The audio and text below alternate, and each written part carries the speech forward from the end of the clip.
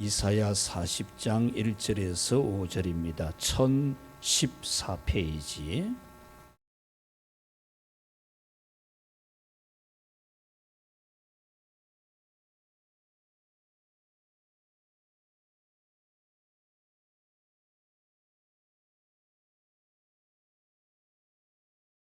이사야 40장 1절에서 5절 말씀. 너희의 하나님이 이르시되 너희는 위로하라, 내 백성을 위로하라. 너희는 예루살렘의 마음에 닿도록 말하며 그것에게 외치라. 그 노역의 때가 끝났고 그 죄악이 사함을 받았느니라. 그의 모든 죄로 말미암아 여호와의 손에서 벌을 배나 받았느니라 할지니라 하시니라. 외치는 자의 소리여 이르되 너희는 광야에서 여호와의 길을 예비하라. 사막에서 우리 하나님의 대로를 평탄하게 하라. 골짜기마다 도두어지며 산마다 언덕마다 낮아지며 고르지 아니한 곳이 평탄하게 되며 험한 곳이 평지가 될 것이요, 여호와의 영광이 나타나고 모든 육체가 그것을 함께 보리라. 이는 여호와의 입이 말씀하셨느니라. 아멘. 할렐루야. 여러분의 삶이 광채가 나게 해 주시기를 우리 주님께 기원합니다. 지금까지의 삶이 힘들었더라도 앞날은 평탄하게 살아가는, 그래서 광채가 나게 해 주시는 은혜를 여러분 모두에게 주시기를 축복합니다. 오늘 성경은 위로하라, 내 백성을 위로하라 라는 말씀으로 시작을 합니다. 2절에 가서는 마음에 와 닿도록 위로를 하라, 그렇게 표현합니다. 여기서 마음에 와 닿도록이라는 이 말씀은 영혼까지 느껴지도록 위로를 하라는 겁니다. 위로해도 별로 위로가 안 되는 말을 하지 말고 영혼까지 위로가 느껴지도록 위로를 해라라는 말씀입니다. 그러면 어떻게 말하면 영혼까지 위로가 될까? 여러분은 어떤 말을 들으면 여러분의 영혼까지 위로를 받을 수 있겠습니까? 하나님은 오늘 성경에서 광채가 나게 되는 회복이 되면 그것이 바로 큰 위로가 됨을 말씀해 주고 있습니다. 여러분, 광채가 나는 회복이 무엇이겠습니까? 우리나라에는 광복절이 있습니다. 이 광복절이라는 말의 의미는 빛이 회복된다, 그런 뜻입니다. 이 나라의 주권을 빼앗겼다가 다시 되찾은 것을 빛의 회복으로 보는 거죠. 그러므로 빛을 되찾는다는 것이 바로 광채가 나는 광복이라는 거죠. 그러면 여러분께서 되찾고 싶은 빛은 무엇입니까? 여러분 인생에 다시 되찾아야 될 빛은 무엇이겠습니까?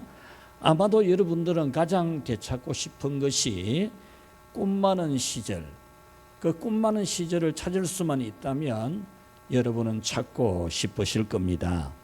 힘든 인생길을 만나기 전에 뭐든지 잘 될 줄로만 알고 좋을 줄로만 알았던 그 꿈 많은 시절, 이 남자 만나 살면 내가 평생 행복하겠다, 이 여자 만나 살면 내가 참 평생에 좋겠다, 그런 꿈을 가졌던, 나중에 그 꿈이 꺾여버렸지만 그 꿈 많은 시절, 그런 시절이 회복되는 것이 가장 여러분들이 소망할 것입니다. 물론 여러분은 나이가 어린 시절로 돌아갈 수는 없습니다.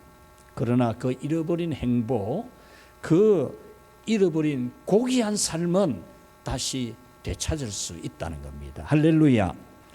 오늘 성경은 그 잃어버린 고귀한 삶을 되찾게 되는 것을 영혼에 느껴지도록 위로하는 말씀을 전하라고 합니다.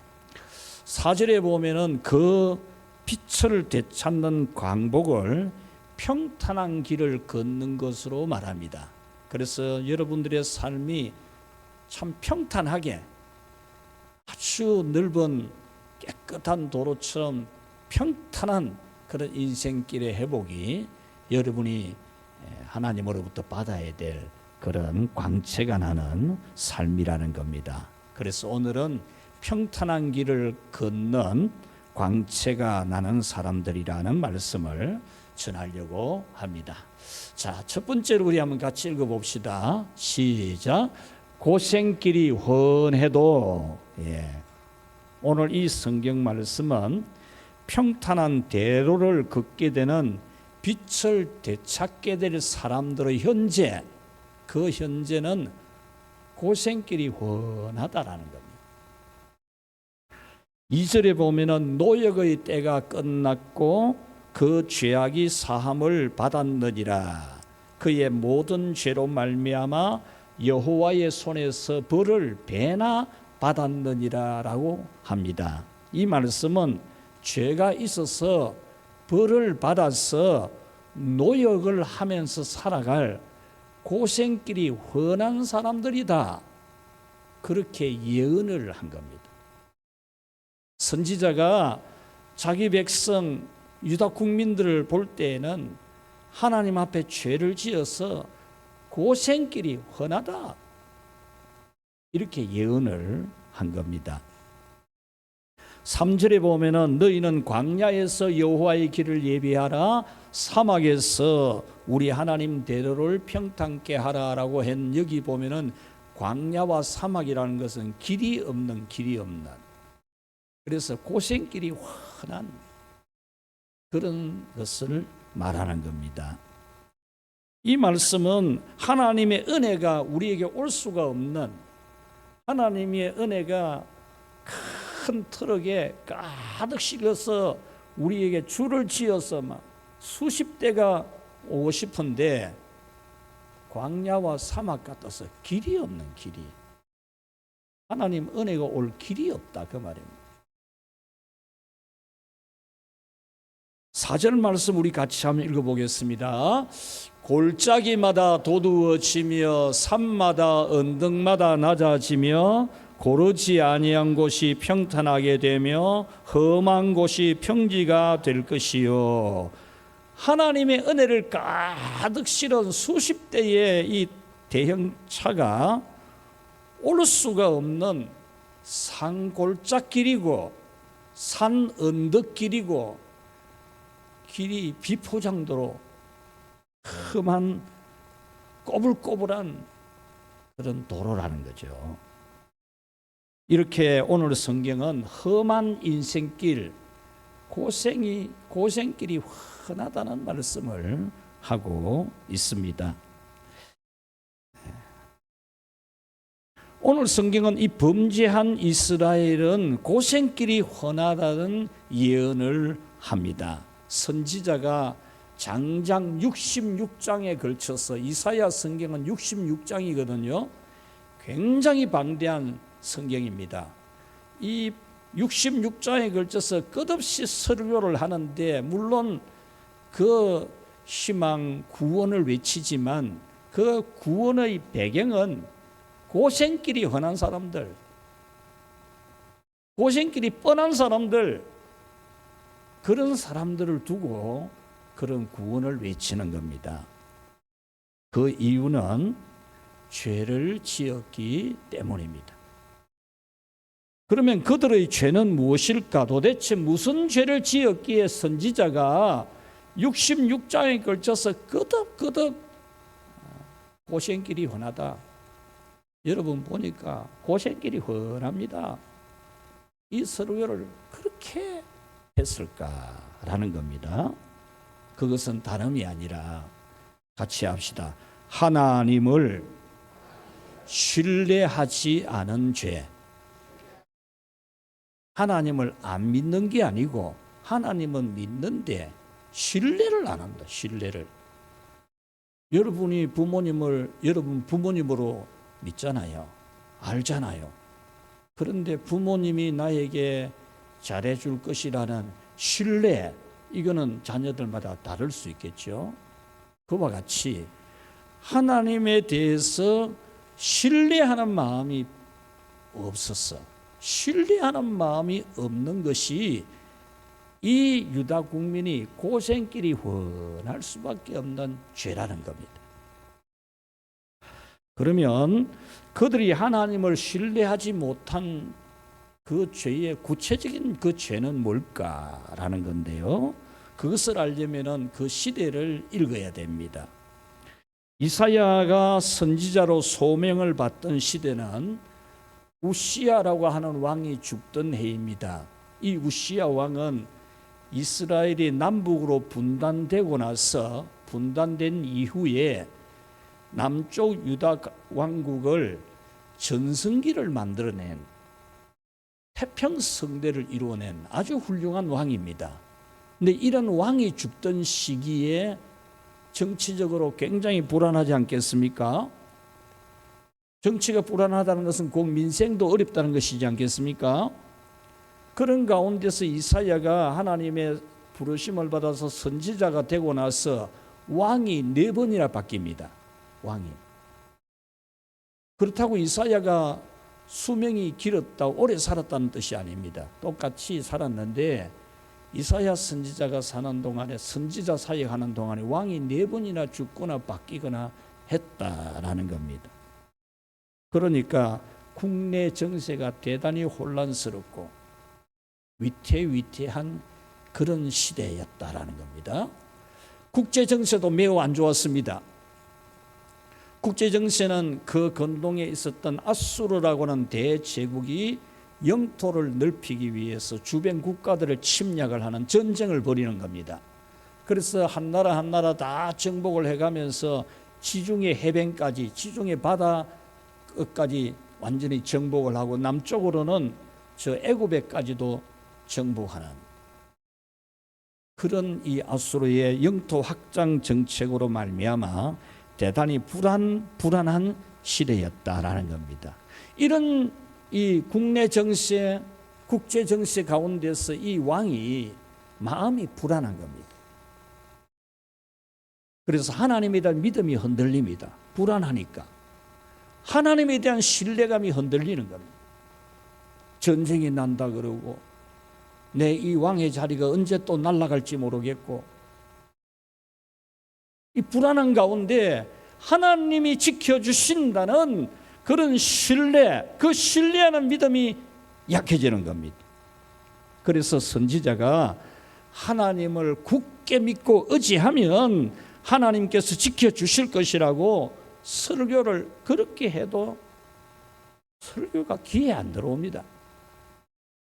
국내 정세를 봐도 그렇고 국제 정세를 봐도 그렇고 선지자가 좋은 말씀을 하기는 하는데 귀에 들어오지를 않습니다. 도통.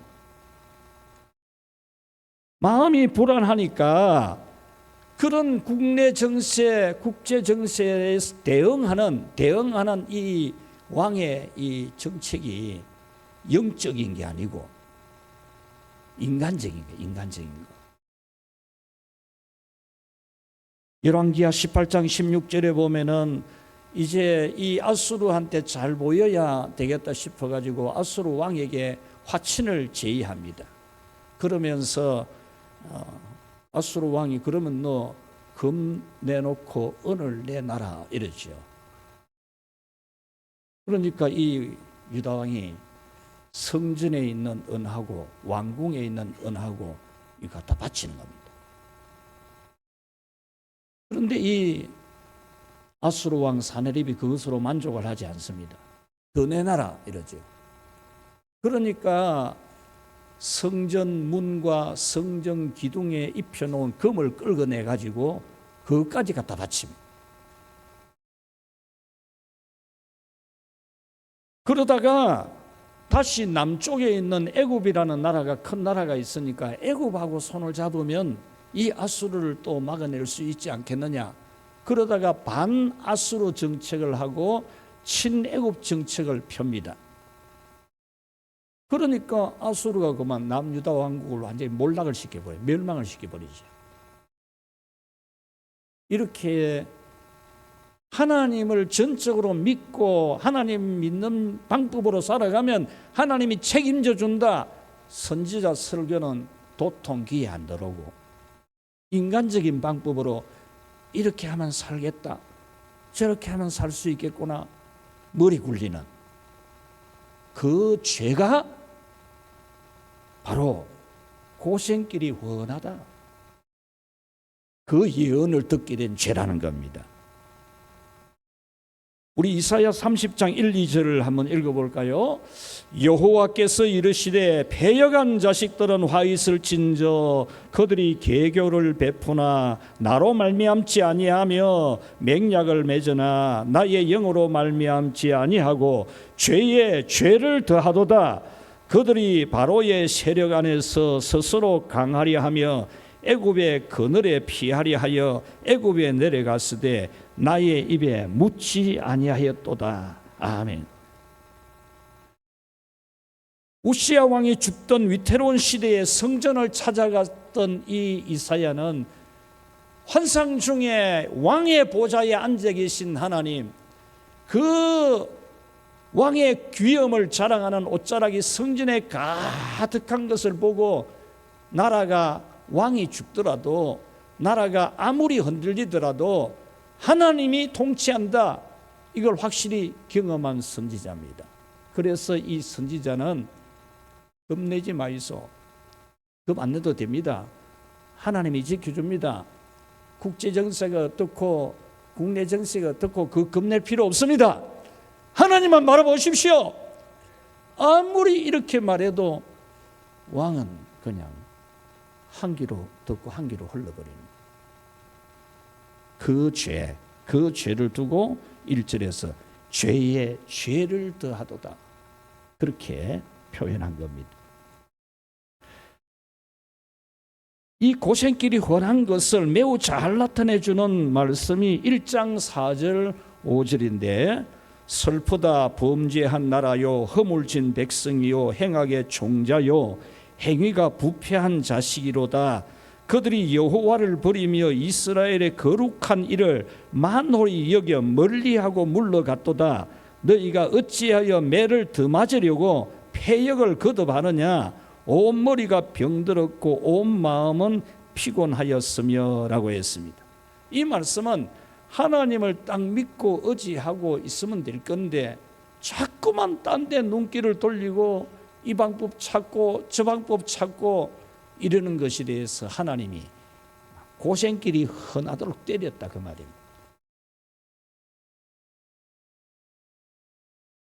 여러분, 이 하나님의 경고, 고생길이 흔하다고 하는 이 선지자의 예언은 하나님에 대한 신뢰가 없어서 인간적인 방법으로 살아가는 죄라는 겁니다.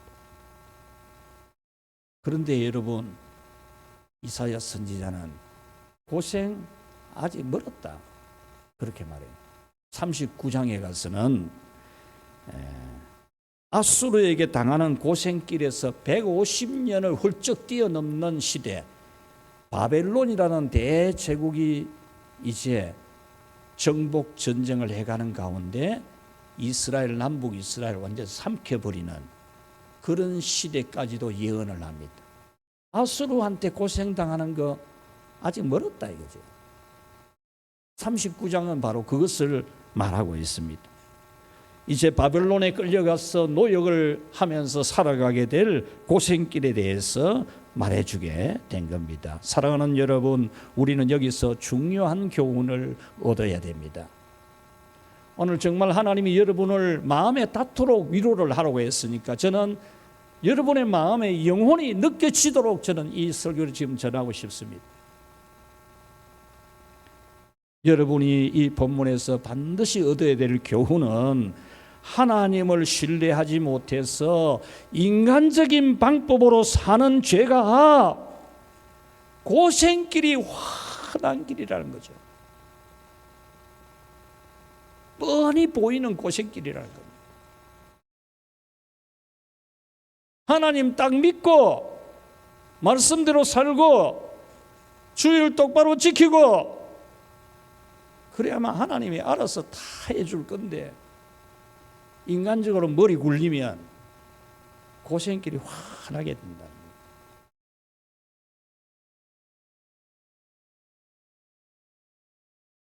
어려운 일이 생기면은 지푸라기라도 잡으려는 것이 인간의 마음입니다. 이 방법도 써보고 싶고 저 방법도 써보고 싶은, 그러나 어떤 상황에서도 하나님을 굳게 신뢰하고 살아가면 하나님이 책임지고 든든하게 지켜주시는 거 여러분 믿으시기를 바랍니다. 시편 34편 10절, 금년에 하나님이 우리에게 주신 말씀입니다. 젊은 사자는 궁핍하여 줄일지라도 여호와를 찾는 자는 모든 좋은 것에 부족함이 없으리로다. 아멘. 여러분이 불안할 때도 하나님을 굳게 의지하십니까? 아니면 인간적인 방법, 그게 머리가 퍼뜩 돌아가는, 하나님 앞에 엎드리고 하나님 말씀을 내가 버린 것이 없는지를 찾고 하나님을 의지하려고 안 하고 인간적인 생각을 여러분 먼저 하는 여러분은 아니십니까? 만약 인간적인 방법을 찾으면은 여러분의 길은 산골짜길이고 산 언덕길이고 꼬불꼬불한 차는커녕 자전거도 못 다닐 길이 되는 겁니다. 그러나 여러분이 하나님을 믿고 신뢰하면은 광채가 나는 평탄한 길, 하나님의 은혜가 그냥 막 10차선 아스팔트 직선도로에 막 그대로 수십 대 차가 막 그냥 시속 120km로 달려와도 충분한 그런 도로, 그것이 바로 여러분이 모든 상황에서 하나님을 절대적으로 신뢰하며 살아가는 그런 삶인 것을 믿기를 축원합니다. 자, 두 번째 우리 같이 읽읍시다. 시작. 죄 사함 받았으니. 고생길이 훤하지만 두 번째는 죄 사함을 받았으니, 하나님은 자기 백성을 영혼에 느껴지도록 위로를 하라고 하면서 너희들에게는 고생길이 훤하지만, 고생길이 훤할 수밖에 없는 죄가 있지만 이제는 같이 합시다. 죄사함 받았으니, 이 말씀으로 위로를 해주라고 하시는 겁니다. 2절 말씀에 보면은 노역의 때가 끝났고 죄악의 사함을 받았느니라. 그의 모든 죄로 말미암아 여호와의 손에서 벌을 배나 받았느니라. 이 말씀은 죄값 다 받았다 그 말입니다. 하나님이 심판하는 죄의 기한이 종료되었다 그런 뜻입니다. 이 말씀은 우리에게 우리의 죄값이 우리 구주 예수님의 십자가의 보혈로 완전하게 해결이 되었다는 겁니다. 죄값이 해결되었다는 것은 이제 고생길이 훤한 게 아니고 고생 끝이라는 겁니다. 할렐루야. 여러분들에게 무슨 말로 여러분에게 위로가 되겠습니까? 여러분의 죄가 다 사해졌다는 이 말씀이 여러분에게 완전한 위로가 됨을 믿기를 바랍니다.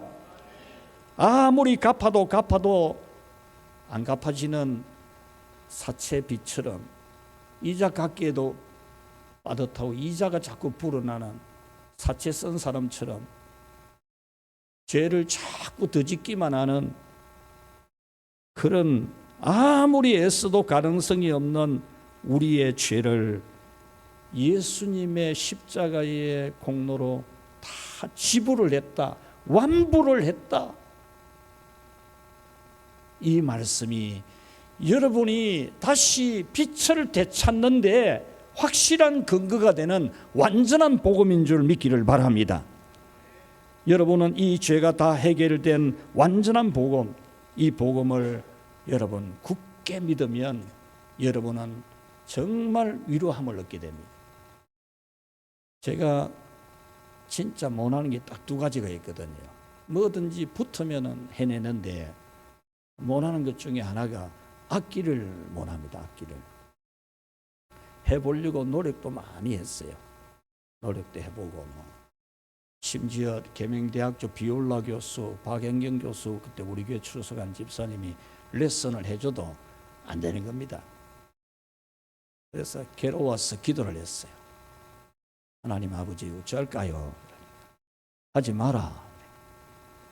그 말씀을 듣는 순간에 제게 완전한 자유가 왔어요. 완전한 자유. 그전에는 이 색소폰을 불고 싶어서 막 그랬는데 완전한 자유가 왔어요.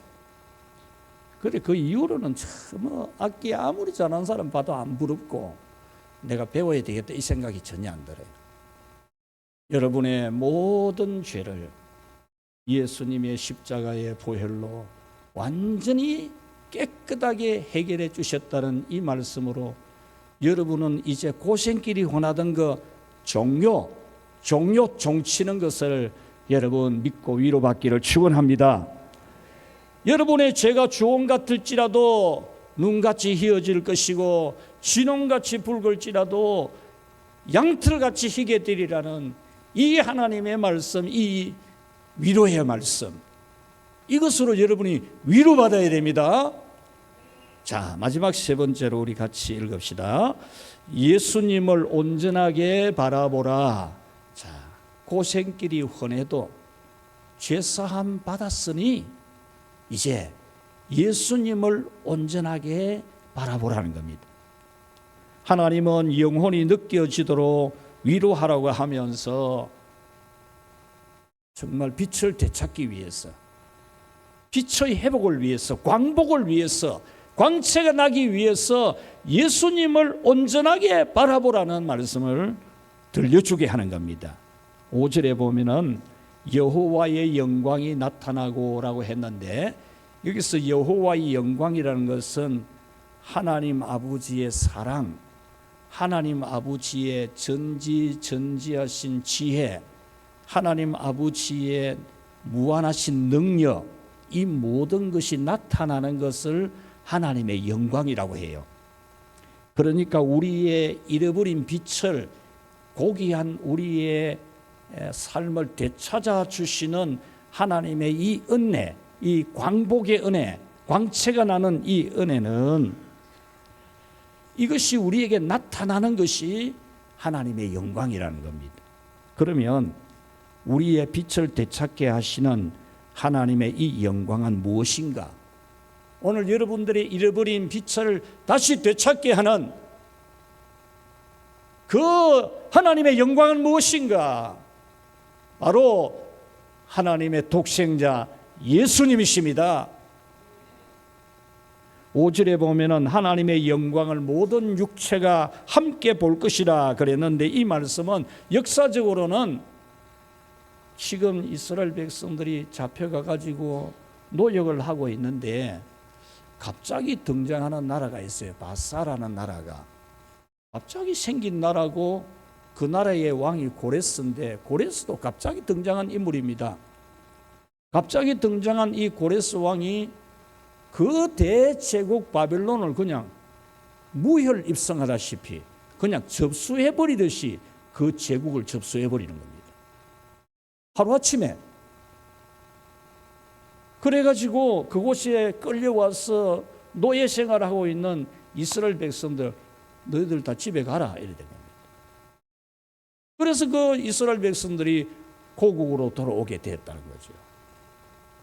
그것이 바로 하나님의 영광, 도무지 불가능한 그 이스라엘 백성들을 구원해서 돌아가게 해준 그 고레스를 말해주고 있는 겁니다. 이것은 오늘 우리에게 예수님께서 육신을 입고 이 세상에 오셔서 우리의 죄값을 다 해결하는 그것을 모든 사람이 다 눈에 보이도록 해주겠다라고 하는 약속입니다. 그래서 예수님은 우리가 빛을 되찾도록 우리의 모든 복이 들어오는, 같이 합시다, 대로가 되셨다. 4절에 보면은 평탄하게 되며 평지가 될 것이요라고 했는데 이 말씀은 옛날에 왕들이 지방에 행차를 하기 전에 선발대를 보냅니다. 선발대. 요즘도 뭐 대통령이 지방에 나오면은 대통령이 지나가는 차가 지나가는 곳에는 아스팔트 새로 포장도 하잖아요. 옛날에 머리 티미한 사람들이 북한에 가갖고 뭐 회담하러 가면서 북한에는 도로가 전부 막 엉망이니까 도로 포장비 보내달라 해가지고 도로 포장비 보내가지고 우리나라 대통령 가기 전에 아스팔트 포장해갖고 안 갔습니까? 옛날에 왕들이 지방 행차할 때 그랬거든요. 길을 잘 닦도록 하는 겁니다. 그와 같이 하나님의 은혜와 축복, 하나님의 영광, 우리에게 빛을 되찾게 해주는, 빛을 회복시켜 주는, 광채가 나게 하는 하나님의 은혜가 우리에게 올 수 있는 길을 예수님이 만들게 하셨다는 겁니다. 할렐루야. 그러므로 여러분께서는 예수님은 하나님의 모든 은혜와 축복이 여러분에게 올 수 있는 대로가 되시는 것을 믿고 예수님을 바라보시기 바랍니다. 예수님을 바라봐야 됩니다. 예수님을 바라봐야 여러분들에게 빛이 회복이 됩니다. 잃어버린, 날아가 버린 그 빛을 되찾을 수 있습니다. 예수님 바라보십시오. 말씀을 맺겠습니다. 우리 늘푸른 교회 성도 여러분, 여러분 앞날이 마치 아스팔트를 새로 포장을 한 10차선 도로, 편도 10차선 도로 같으면 여러분 앞날이 그렇게 되면 어떻겠습니까?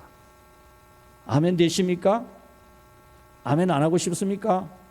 아이고 저는 막 산골짜기 자전거도 다니기 힘든 그런 도로만 떼도 됩니다. 하나님 은혜가 오다가 올 수가 없는, 자전거도 못 오는 길 같은, 그래서 그렇게 살아도 되십니까? 이렇게 여러분 생각하십니까? 하나님 은혜가 여러분에게 오는 이 대로가 있어야 돼요. 대로. 3절에 보면은 너희는 광야에서 여호와의 길을 예비하라. 사막에서 우리 하나님의 대로를 평탄케 하라 그랬습니다. 하나님이 우리에게 오시는 길을 준비하라는 거죠. 하나님의 은혜가 시속 120km로 달려와도 충분한 큰 도로, 10차선 아스팔트 도로 같은 것을 준비하라는 겁니다. 하나님의 은혜를 가득 실은 대형 트럭들이 그냥 10차선 도로에 가득 메워서 줄을 지어서 올 수 있도록 왕의 대로, 하나님의 대로를 준비하라는 것입니다. 우리는 때로 이 대로가 우리의 선행이라고 착각을 하기도 합니다. 우리가 선한 일을 하면은 하나님의 은혜가 우리에게 크게 올 거다. 너희는 세상의 빛이라 라고 하신 예수님의 말씀의 본 교훈의 뜻을 놓쳐놓고 끝없는 이 기반이 약한, 신학이 기반이 약한 사람들이 시도하는 게 뭡니까? 우리가 세상의 흑암을 밝히는 빛인 것처럼 세상의 빛이 되라 이래 말하잖아요. 세상의 빛이 되라 하니까 좋은 설교다, 그렇게 여러분 이해하기가 쉬운데, 우리 인간은 본래 본성 자체가, 본체 자체가 흑암이 흑암, 죄악이라니까요. 우리가 빛이 될 수가 없어요.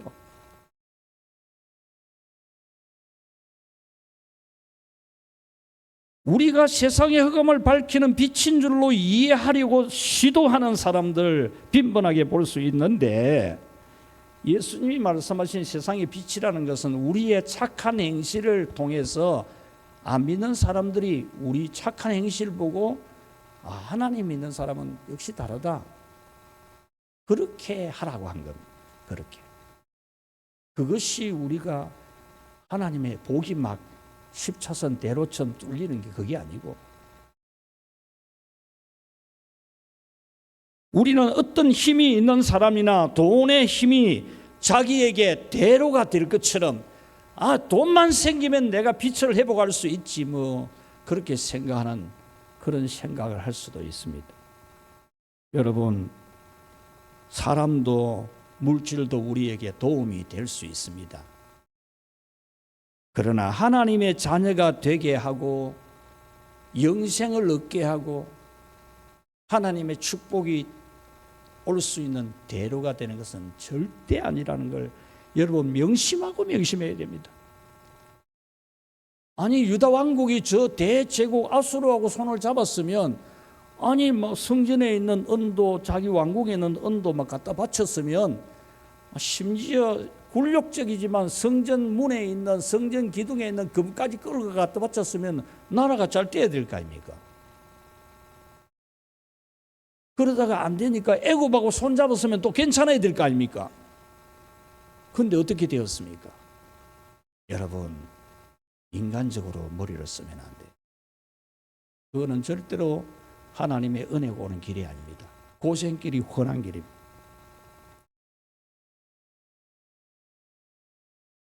여러분은 사람이나 돈을 평탄한 길이라고 기대하지 마십시오.